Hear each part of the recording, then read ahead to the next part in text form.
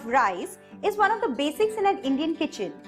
Simple as it may sound, you just cannot nail it right without a few tips and tricks. So here you go. I'm going to show you 3 different ways of cooking rice. So the first one is boiling it in water and draining out all the excess water. For that, I'm going to start with boiling some water. I'm going to boil 3.5 cups of water.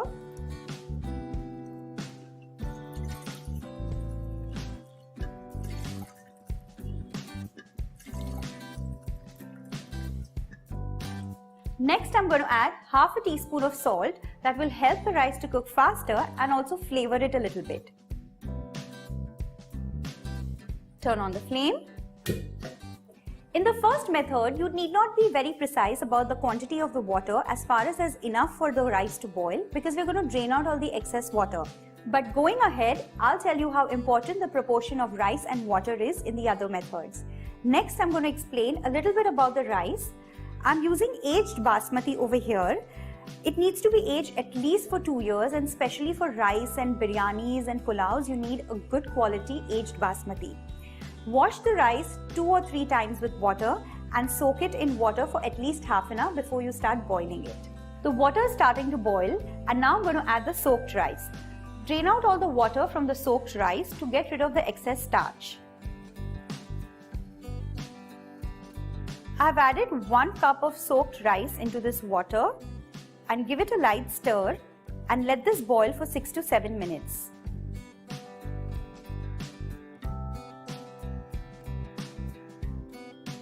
Six minutes are up and I'm going to check on the rice.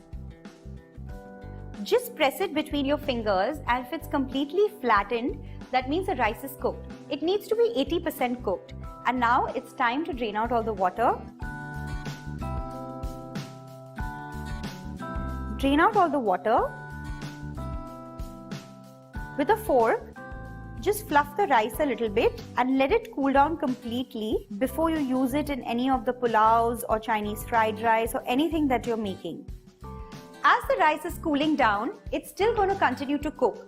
But if you ever feel that the rice is overcooked and right now it's really hot and it's still going to continue to cook, rinse it with some cold water and let it cool down immediately.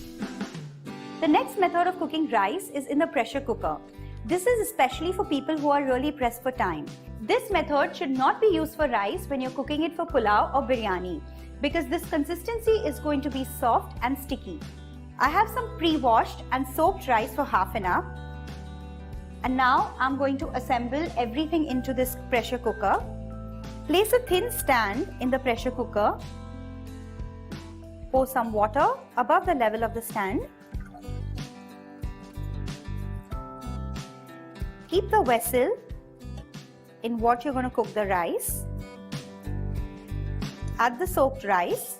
And soaking is a very important step because it helps in getting rid of the excess starch. And now I'm going to add 1/4 cup of water in this to be extremely precise. Very little salt. Give it a stir. Make sure you place the rubber ring in the lid. Cover the pressure cooker. And also place the vent valve. Now, place the pressure cooker onto the flame. Turn on the flame. I'm going to cook this for 1 whistle on high flame and 2 whistles on low flame.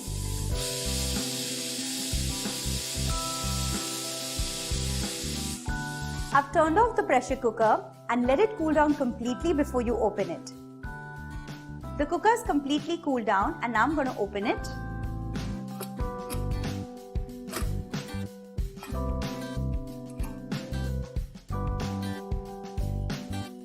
You can see all the grain of the rice. It's beautifully cooked. Let's get this out.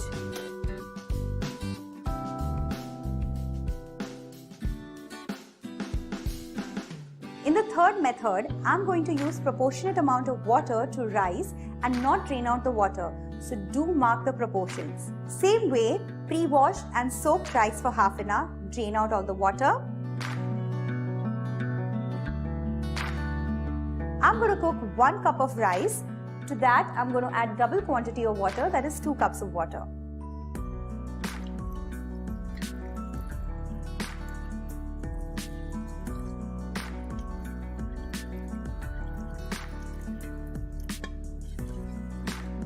Just a little bit of salt, that's optional. Give it a stir. Cover it.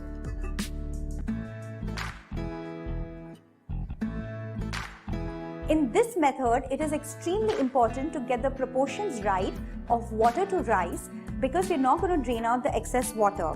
And the amount of water that we've added, the rice has to cook in that.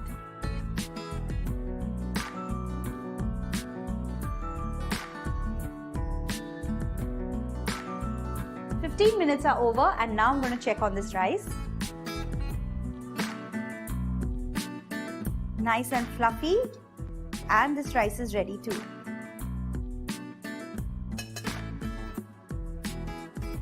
These were the 3 different ways of cooking rice. Hope these tips help you in your kitchen.